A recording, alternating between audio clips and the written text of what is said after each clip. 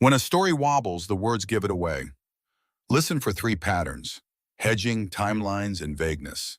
They point to the soft spots. Press there, and fog turns into facts. Most people trust a gut feeling. Here is the problem. On average, people spot lies only a little better than a coin flip, about 54%.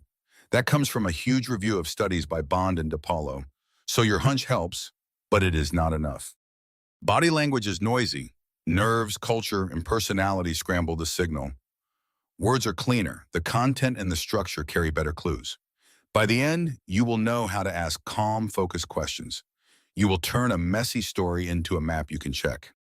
Here are the three red flags: hedging, timelines, vagueness. Hedging sounds like kind of maybe around pretty much. And to be honest, timelines answer what happened first, next, and last. Vagueness fills space with color, but dodges time and place. Learn these and you will hear the wobble right away. Start with hedging. Hedging is a softener. It can be a normal habit. It can also be a shield. You will hear it as qualifiers and distance. Kind of, sort of, maybe. If I am honest, I was told. That last one also shifts blame. What does hedging signal? It can mean low confidence. It can also mean someone wants room to adjust later. The key is change under pressure. If you narrow the question and the hedges shrink, good. If they multiply, pay attention. Picture a workplace travel claim. A manager asks for Friday in order. What happened first, next, and last?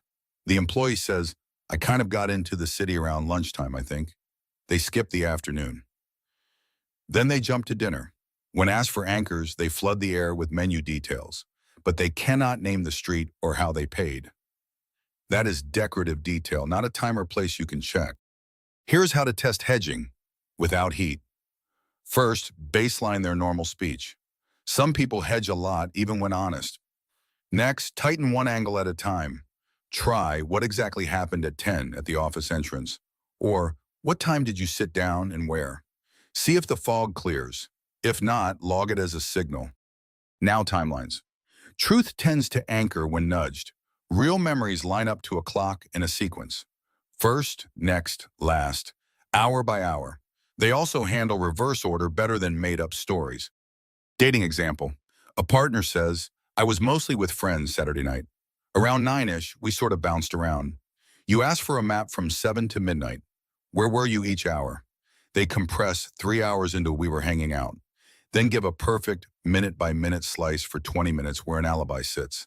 That sharp slice and fog around it tells you exactly where to verify. Apply it with a simple script. Say, help me map this to a clock. From 7 to midnight, where were you each hour? Let them speak first. Then ask for artifacts that leave a trail. Receipts, messages, entry logs. Check their unaided map against things that stamp time. Do this in a calm tone. You are testing clarity, not character. Vagueness versus over-precision. Fabrications often dodge time and place.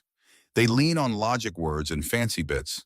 Brand names, exact street numbers, perfect vocabulary, but none of it links to a checkable anchor.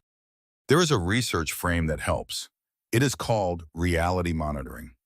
Johnson and Ray showed that true memories carry more sensory, space, and time detail. What it smelled like, where things were. Rough time anchors. Made-up accounts sound tidy, but they float.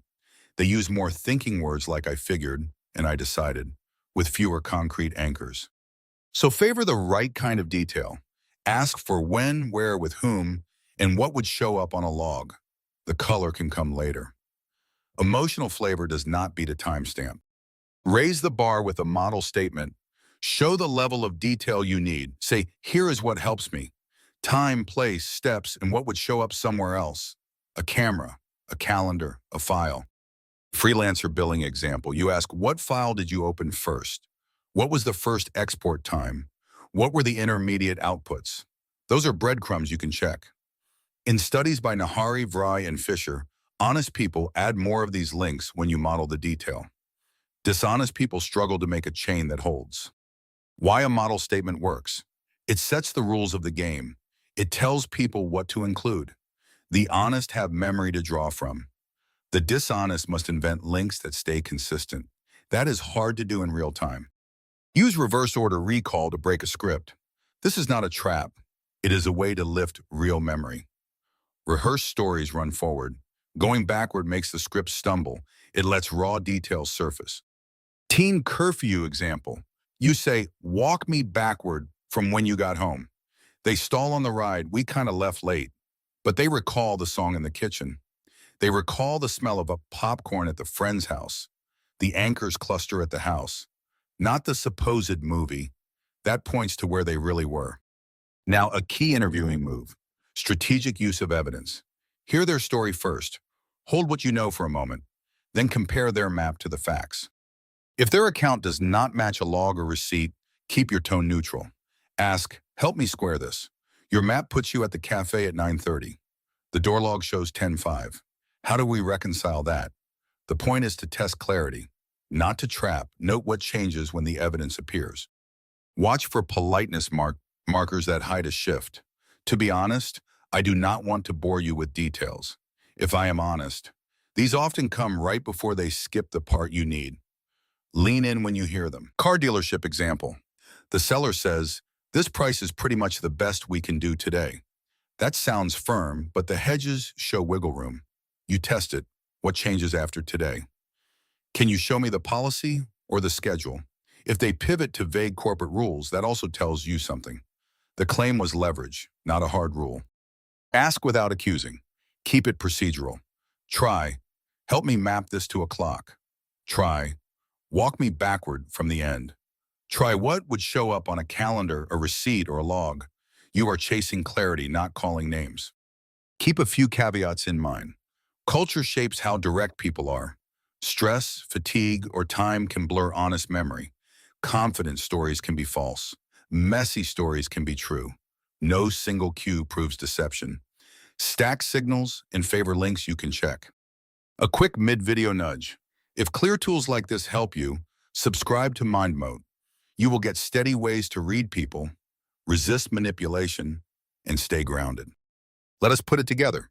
Hedging marks soft ground. Timelines expose gaps. Vagueness versus over-precision shows where details do not link to time and place. Use a model statement to raise detail. Use reverse order to cut scripts. Hold evidence to test the map. Stay calm. Here is one action for this week. Pick one routine story, a work update, a service quote, or a social plan. Ask them to map it to a clock. Then note what happens to hedges and anchors. Do they clear or do they spread? That single habit will sharpen your ear fast. Reframe to keep in mind. Clarity is kindness. Your questions give honest people a path and liars a problem. If this gave you an edge, subscribe to Mind Mode and stop being the easiest person in the room to read. There are more videos here on reading people, defending against manipulation, and carrying calm power. If you enjoyed this, drop a like, take a look around the channel, and I will see you next time.